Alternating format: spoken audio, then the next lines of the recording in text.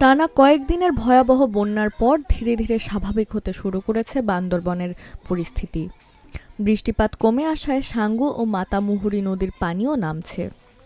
আশ্রয় কেন্দ্র ছেড়ে বাড়ি ফিরছেন দুর্গত মানুষ। তবে পানি নেমে গেলেও শেষ হয়নি দুর্ভোগ।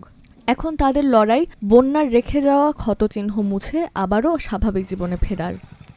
গত কয়েকদিনের টানা বর্ষণ ও পাহাড়ি ঢলে জেলা শহরসহ বিভিন্ন উপজেলার বিস্তীর্ণ এলাকা প্লাবিত হয়।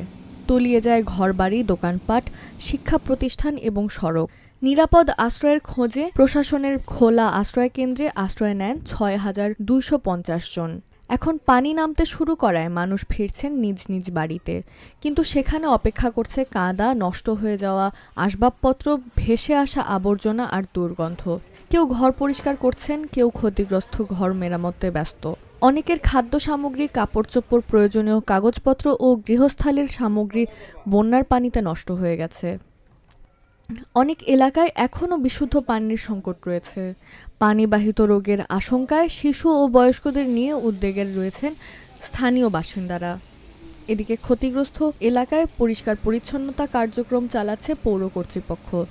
জেলা প্রশাসনের তথ্য অনুযায়ী টানা বর্ষণ ও পাহাড়ি ঢলে সৃষ্ট দুর্যোগে পাহাড় ধসে ৫ জন এবং পানিতে ভেসে ১ জন সহ মোট ৬ জনের মৃত্যু হয়েছে।